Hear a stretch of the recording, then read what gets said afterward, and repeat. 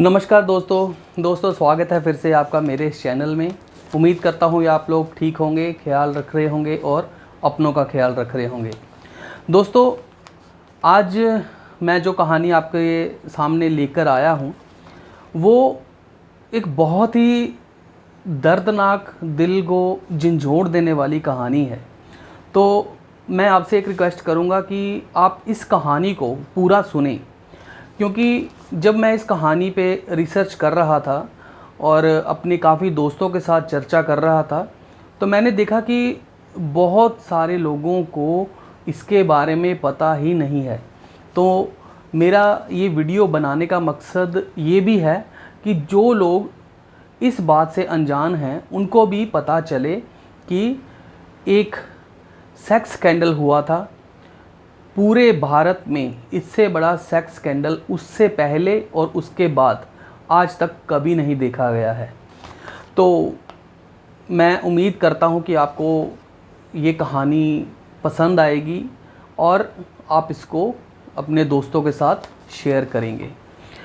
तो दोस्तों, कहानी है अजमेर स्कैंडल के बारे में। बात 1991-92 की है।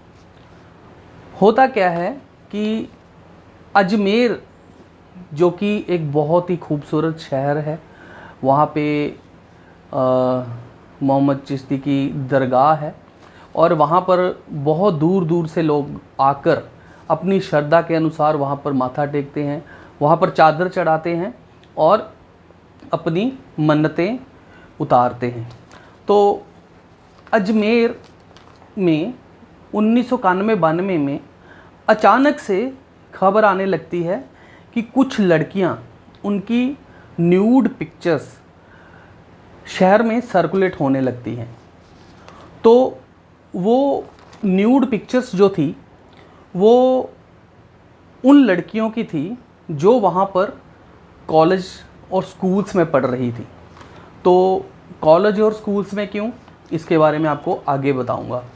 तो अजमेर स्कैंडल, जो कि लड़कियों की न्यूड तस्वीरों से जन्म लेता है, शुरू होता है और बढ़ते बढ़ते बढ़ते ये एक लड़की से 100, 150, 200, 250 लड़कियों तक पहुंच जाता है।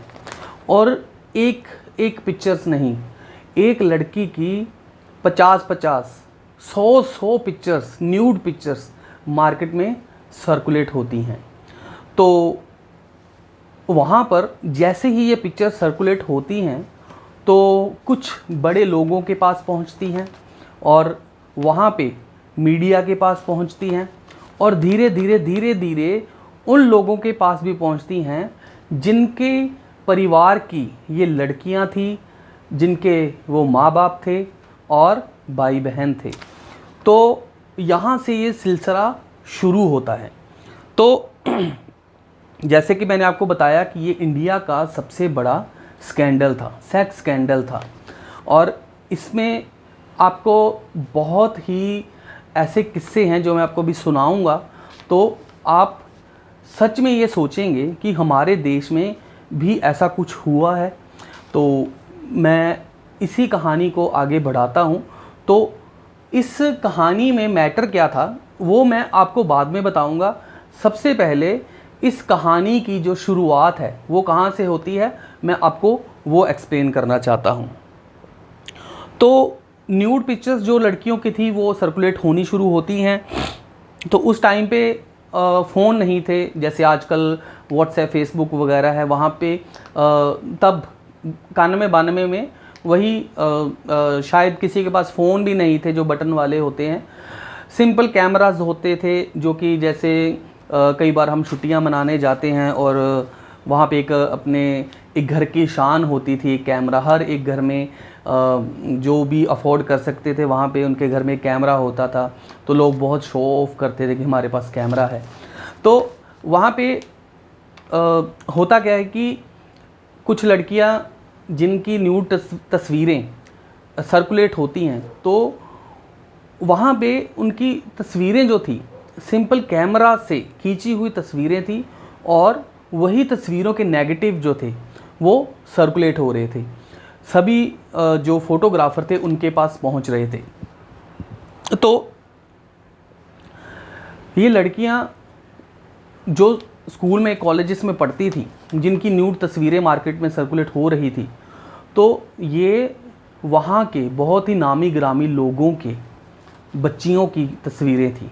जैसे कि वहाँ पे खादिम होते हैं, और जो खादिम है वहाँ पे वो बहुत ताकतवर लोग माने जाते हैं, क्योंकि जब आप दरगाह पे जाते हैं तो आप अपनी तरफ से अपने आप से कुछ नहीं कर सकते, ना चादर चढ़ा सकते हैं, ना आप दरगाह के अंदर जा सकते हैं।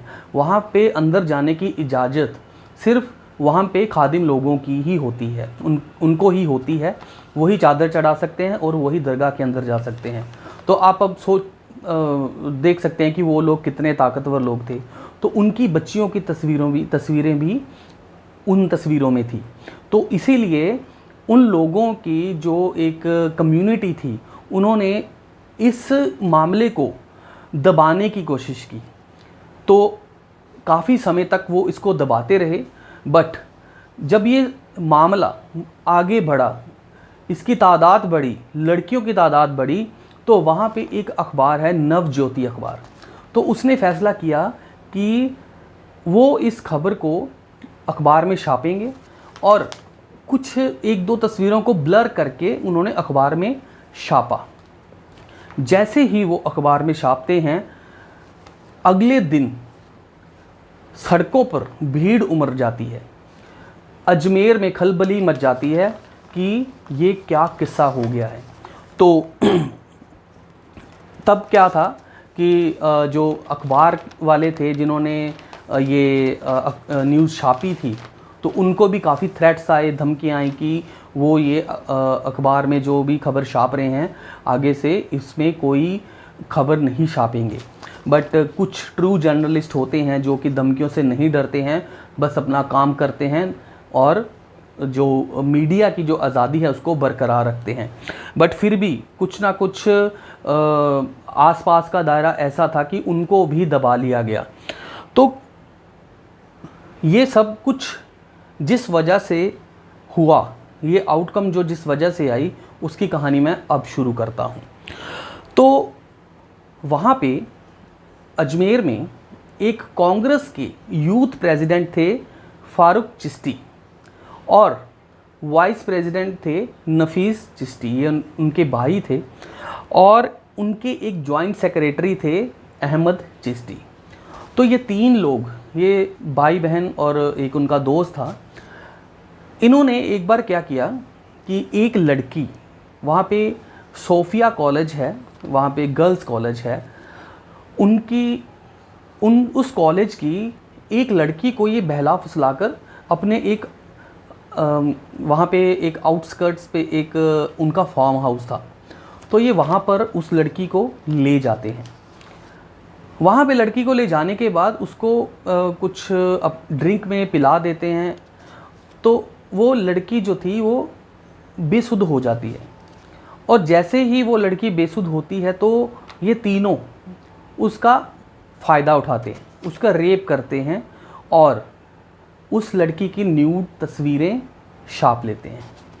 तो वहाँ पे तस्वीरें खींच लेते हैं।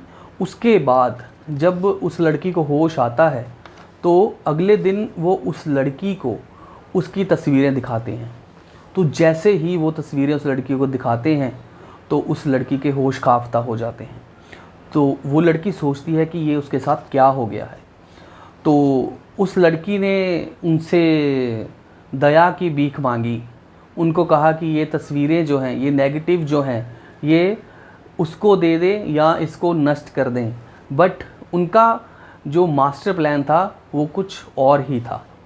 उन लोगों में जो यूथ कांग्रेस का वाइस प्रेसिडेंट था फारूक चिश्ती, और जो इस प्लान का मास्टरमाइंड भी था, उसने उस लड़की को कहा कि देखो ऐसा है, अभी हमें तुमसे जो चाहिए था हमें वो मिल गया है, अब तुम सिर्फ हमारा एक काम करोगी, अपने ही कॉलेज की एक लड़की को अपने साथ लेकर आना, और बस इतना काम करना है, और हम ये नेगेटिव और तस्वीरें ये तुमको दे देंगे, और इसको नष्ट कर देंगे तो तुम्हारी कहानी जो है वो ख़त्म।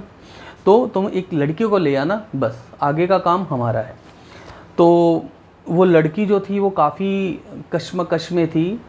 एक तो बदनामी का डर और ऊपर से एक सहेली, अपनी ही सहेली को वहाँ लाकर एक भरोसा तोड़ने वाली बात। तो वो लड़की हर तरह से घिर चुकी थी, पर मरती क्या ना करती, उस लड़की ने अपनी सहेली को भी ऐसे ही वो अपने साथ उस फार्म हाउस पर ले गई। कहा कि एक पार्टी है तो मेरे साथ चलो, वहाँ पे कुछ देर एंजॉय करेंगे तो वापस आ जाएंगे। तो उसके बाद उसकी एक सहेली उसके साथ चलने के लिए राज़ी हो जाती है। तो उसके बाद जब वो राज़ी हो जाती है तो फारूक चिश्ती जो है वो एक गाड़ी भेजता है, उसी गाड़ी में दोनों को बिठाता है और अपने फार्म हाउस पे ले जाता है। अपने फार्म हाउस पर ले जाने के बाद जब वो दूसरी लड़की उसके साथ आई थी तो उसने देखा कि वहाँ पे पार्टी का कोई माहौल नहीं है। तो उसने कहा कि मैं अंदर नहीं जाऊँगी, मैं वापस जाऊँगी। दरअसल वो अंदर आ ही चुकी थी, बट फार्म हाउस की दीवारों के अंदर, घर के अंदर नहीं गई थी। तो वो घर से बाहर ही थी और जैसे ही वो जाने के लिए ज़िद करती है तो पीछे से फारूक चिश्ती के कुछ बंदे आते हैं, उसको उठाते हैं, वो अंदर ले जाते हैं। उसके साथ भी वो ऐसे ही रेप करते हैं, उसकी न्यूड तस्वीरें निकालते हैं और उसको भी ब्लैकमेल करते हैं। तो दूसरी लड़की को जैसे ही उन्होंने कहा कि देखो ऐसा है कि तुम्हारी भी तस्वीरें जो हैं नेगेटिव हैं, हम ये डिस्ट्रॉय कर देंगे या तुमको दे देंगे, बस तुम एक लड़की को अपने साथ ले आना। तो ये एक जो मास्टर प्लान इन्होंने बनाया था, दरअसल वो काम करने लगा और इन्होंने आपस में सोचा था कि कुछ लड़कियों के साथ ऐसा करेंगे और उसके बाद इनको छोड़ देंगे, इनके नेगेटिव फ़ोटो वगैरह जो दे देंगे। पर जैसा इन्होंने सोचा था वैसा हुआ नहीं। इनका जो सर्कल था, इनके सर्कल में बहुत लोग थे जिनको इन्होंने बताया कि ऐसा हमने किया है। तो उन लोगों ने इनको कहा कि ऐसा करो कि और लड़कियां जो हैं उस कॉलेज की, उनको बुलाओ, उनकी न्यूड तस्वीरें खिंचवाओ और हमारे जो ऊपर के आला अधिकारी हैं, अफसर हैं, या मैं कहूँ कि कांग्रेस के बड़े बड़े जो नेता हैं, उनको खुश करो तो तुम्हें भी डिप्टी सीएम बनने का मौका दिया जाएगा। तो इसी लालच में जो फारूक चिश्ती है वो अब इस मास्टर प्लान को और बढ़ाता है। तो धीरे धीरे करके आंकड़ों के अनुसार 200 से 250 लड़कियां इस प्लान का शिकार हुई, इस सेक्स रैकेट का शिकार बनी। हालांकि वहाँ पे कुछ लोग कहते हैं कि जो कुल लड़कियों की जो तादाद थी वो 700-800 के करीब थी, पर जो फारूक चिश्ती ने कोर्ट में भी बताया था, लोगों को भी बताया था कि 200 से 250, बट इसकी असल में गिनती जो थी वो ज़्यादा थी। तो उसके बाद जैसे जैसे ये पिक्चरें सर्कुलेट होने लग जाती हैं तो उनमें से कुछ लड़कियां जो हैं वो टूट जाती हैं। तो खबर आती है कि 6 लड़कियों ने सुसाइड कर लिया है, उसी कॉलेज की लड़कियों ने। जब ये खबर आती है तब अजमेर शहर जो है वो जागता है। अजमेर में कुछ जो ईमानदार लोग थे, जो बड़े बड़े ओहदे पर बैठे थे, उन्होंने आवाज़ उठाई और नवज्योति अखबार के जो एडिटर थे उनको कहा कि आप ये खबर छापिए, हम आपके साथ हैं। फिर नवज्योति अखबार जब ये पूरा का पूरा सेक्स स्कैंडल का बस्ट करती है तब नाम के साथ, तब अगले दिन अजमेर शहर में खबर जो है वो आग की तरह फैलती है। बात जयपुर पहुंचती है, राजस्थान पहुंचती है और आसपास के जितने भी स्टेट्स थी वहाँ पर पहुंचती है, क्योंकि माना जाता है कि कुछ लड़कियां उन शहरों से भी थी। तो उन शहरों से जो बड़े बड़े नेता थे उन्होंने भी एक मार्च निकाला, एक रैली निकाली और 3 दिन तक अजमेर शहर जो है वो बंद रहता है। उसके बाद ये बात यहीं पर रुकी नहीं। जो ये सेक्स स्कैंडल था इसमें और भी लोग शामिल होते रहे।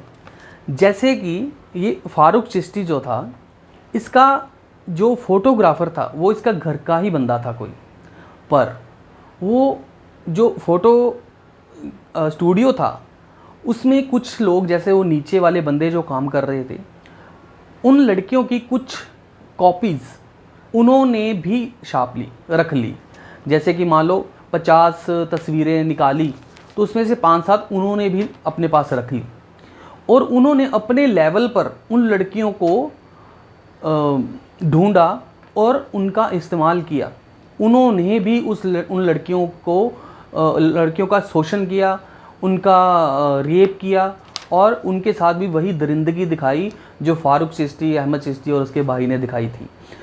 तो इसके बाद जैसे फारूक चिश्ती का एक ड्राइवर था, तो वो जैसे लड़कियों को लेकर आता था और उसने भी उन लड़कियों को इसी तरह से इस्तेमाल किया, उनको डरावा दिया कि वो उनकी तस्वीरें फैला देंगे, उनको सोशल कर देंगे, और सारे शहर में पोस्टर बनवा कर दीवारों पर लगवा देंगे। तो अभी एक लड़की जो जिसको पता भी नहीं कि उसकी आने वाली ज़िंदगी में क्या होना था, क्या होने वाला है, उसको चारों तरफ से ब्लैकमेल किया जा रहा है।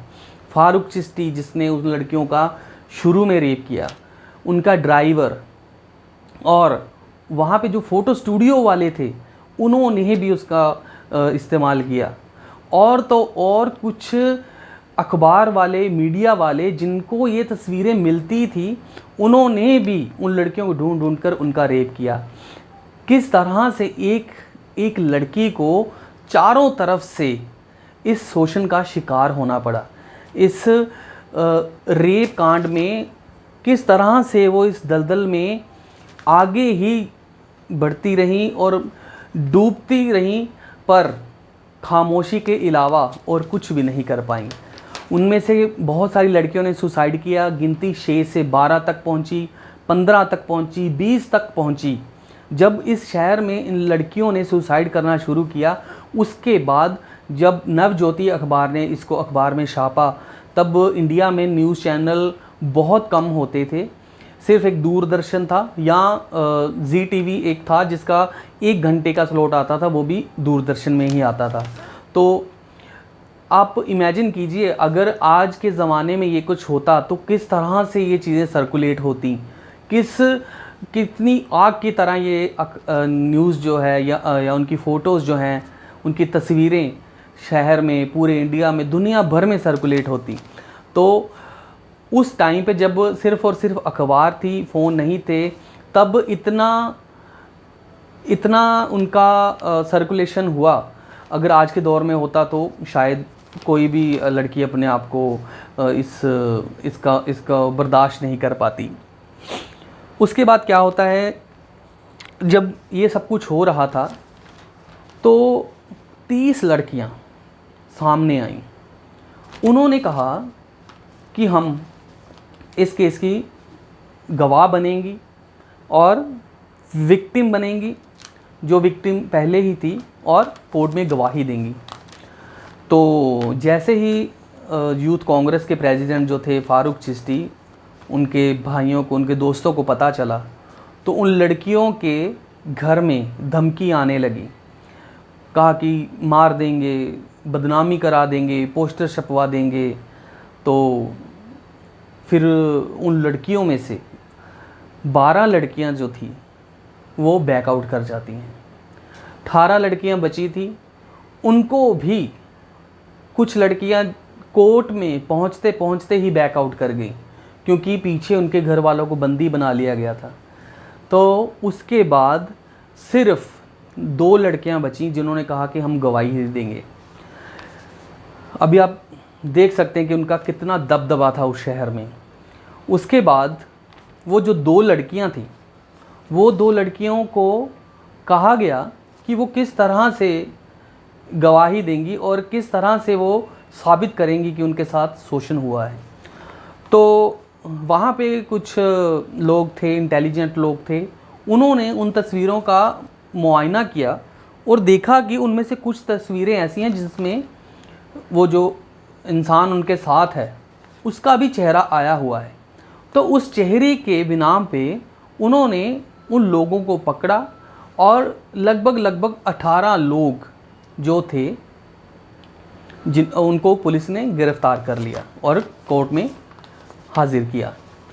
जैसे ही वो कोर्ट में हाजिर होते हैं तो उनका जो केस चलता है, ट्रायल चलता है, धीरे धीरे करते करते जो 18 में से 15 बंदे जो थे, 15 बंदों को बेल मिल गई। उनमें से एक बंदे को उम्र कैद, 2 बंदों को उम्र कैद हुई और एक बंदे को फांसी की सज़ा हुई।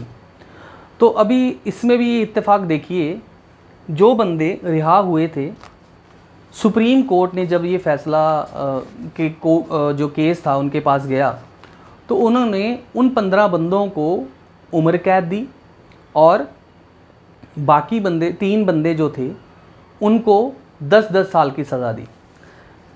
अब इतना बड़ा केस, इतना बड़ा स्कैंडल, इतना बड़ा सेक्स रैकेट उस शहर में हुआ और आप इमेजिन कीजिए कि उम्र कैद हुई और बाकियों को 10-10 साल की सज़ा हुई। और आगे जाकर इनमें से सारे के सारे बंदे अपना अपना कुछ एक्सक्यूज़ देकर, जैसे कि जो फारूक चिश्ती था उसने अपने आप को पागल करार दे दिया। उसके वकील ने सुप्रीम कोर्ट में जाकर कहा कि फारूक चिश्ती के दिमाग में दिमागी संतुलन बिगड़ चुका है और उसको पागल करार दे दिया। तो कोर्ट ने उसको बेल दे दी और बेल पे छोड़ दिया। और इनमें से कोई भी बंदा आज तक, कोई भी बंदा, एक भी पर्सन जेल में नहीं है, ये बात आप याद रखना। उसमें से एक बंदा था, उसने सुसाइड कर लिया और कहा जाता है कि उसने सुसाइड किया नहीं था, अब भी वो घूम रहा है, शायद दुबई चला गया या बांग्लादेश चला गया। उनमें से एक बंदे ने अपने सोसाइटी में जब उसको लोगों ने ताने मारे और उसका वहाँ पे रहना मुहाल कर दिया, तो वो एक बंदा तो शर्म से ही मर गया। उनमें से कुछ बंदे जो थे वो साल के बाद सज़ा काट कर आज आज़ाद घूम रहे हैं। एक बंदा जिसने 2018 में आकर सरेंडर किया, वो कोर्ट में बुर्का पहन कर गया और उसने खुद कहा कि वो इस प्लान में शामिल था। तो उसने खुद ने कुछ बंदों के नाम बताए बट वो मिले नहीं। तो इस तरह से ये स्कैंडल जो था तूल पकड़ा और इनके जो प्लान में लोग शामिल थे उनको किस तरह से पकड़ा गया और बाद में छोड़ दिया गया, ये भी एक हमारे समाज की सच्चाई है। और इसमें से जो कुछ बंदे पॉलिटिशियन जो थे उनका भी नाम आया, क्योंकि पॉलिटिशियन जो लोग थे उन्होंने भी इसका भरपूर फ़ायदा उठाया, उनका भी नाम आया, बट ये मामला नीचे तक ही दबा रह गया। उसके बाद कहानी में एक और बहुत बड़ी चीज़ आती है कि 92 के बाद 2000 तक, नहीं 1998 तक अजमेर शहर में एक भी लड़की को रिश्ता नहीं आया। उसके बाद जब प्रोग्रेसिव सोच हुई लोगों की, थोड़ी सी लोगों ने दुनिया देखनी शुरू की और इन बातों को पीछे छोड़कर वहाँ पर रिश्ते करने शुरू किए लड़कियों के साथ, तो जो भी लड़का वहाँ पर लड़की के रिश्ते के लिए जाता था तो उसके पेरेंट्स फिर भी सबसे पहले नवज्योति और बाकी की अखबार एजेंसीज जो थी उनके पास जाते थे और उनको तस्वीर दिखाते थे कि ये तस्वीर देखिए, कहीं जो सेक्स रैकेट था उसमें से ये तस्वीर, इस लड़की की तस्वीर तो नहीं है। यहाँ तक लड़कियाँ प्रताड़ित हुई, बाकी लड़कियों को कितना कुछ झेलना पड़ा आप इसी बात से अंदाज़ा लगा सकते हैं। कुछ लड़कियाँ चुप रहीं, खामोश ही हो गई, ये सोचकर कि अगर वो इस बात को कंप्लेंट करेंगे, पुलिस में जाएंगे या कोर्ट में जाएंगे, तो पीछे से सभी लोगों को पता तो चल ही जाएगा, तो पीछे उनके घर वालों के साथ क्या होगा, उनके माता पिता का क्या होगा, लोग उनको जीने नहीं देंगे। क्योंकि कुछ लड़कियां ऐसी थी जिनके बारे में किसी को पता नहीं था, पर वो लड़कियों की तस्वीरें भी सर्कुलेट हुई थी। तो उन्होंने इसी चीज़ का खौफ खाकर चुप रहने का फ़ैसला कर लिया। बाकी जो लड़कियां थी, जिन जिन लोगों को जिन जिन के नाम काफ़ी बाद में सामने आए, और उन लड़कियों ने भी कंप्लेंट तक जाने से पहले उनके डर से बैकआउट कर लिया। और बाकी जो उनके घर वाले थे, कई लोगों ने शहर छोड़ दिया, कई लोग ऐसे थे जिन्होंने अपना घर बार बेचकर देश छोड़ दिया। बहुत हद तक जो लड़कियां थी वो आज तक कहते हैं कि कंवारी हैं और इस बात का इंतज़ार कर रही हैं कि कब उनके अपराधियों को सज़ा मिलेगी। बहुत सारी लड़कियों ने बुर्का पहनकर इंटरव्यू दी और कहा, पूरी कहानी बयान की और कहा कि उनको हमारे जुडिशियल सिस्टम में भरोसा है, एक ना एक दिन उन सभी लोगों को सज़ा मिलेगी। तो ये था अजमेर का सेक्स स्कैंडल, जो कि आज तक माना जाता है कि दुनिया में, और भारत में तो क्या दुनिया में, इतना बड़ा सेक्स स्कैंडल आज तक किसी ने नहीं देखा है। तो कैसे एक लड़की से शुरू हुआ और 300-400 लड़कियों तक ये सिलसिला पहुंचा, और ये भी रिकॉर्ड की बात कर रहे हैं, और ऑफ द रिकॉर्ड अगर देखें तो बहुत सारी लड़कियां, 700-800 लड़कियां थी जिनको इस सेक्स स्कैंडल का हिस्सा बनना पड़ा और जिनका रेप हुआ और उन्होंने चुप्पी साध ली। तो अजमेर के लोग आज भी जब इस बात को सुनते हैं तो घबरा जाते हैं और सोचकर ही बौखला उठते हैं। तो ये थी अजमेर की सेक्स स्कैंडल की कहानी। मैं उम्मीद करता हूँ कि आप सब लोगों को इस कहानी से बहुत कुछ पता चला होगा। तो अगर आपको ये कहानी पसंद आई है तो मैं आपसे विनती करूँगा कि आप मेरे चैनल को सब्सक्राइब करें, वीडियो को लाइक करें और अपने दोस्तों के साथ भी शेयर करें, ताकि उनको भी पता चले कि किस तरह से हमारी बहनों बेटियों को अजमेर में इन सेक्स स्कैंडल से प्रताड़ित होना पड़ा। तो आज के लिए इतना ही। तो अगर इसमें कोई अपडेट होगी या मुझे कोई नई बात पता चलेगी तो मैं आपके सामने ज़रूर लेकर आऊँगा। तो तब तक के लिए जय हिंद।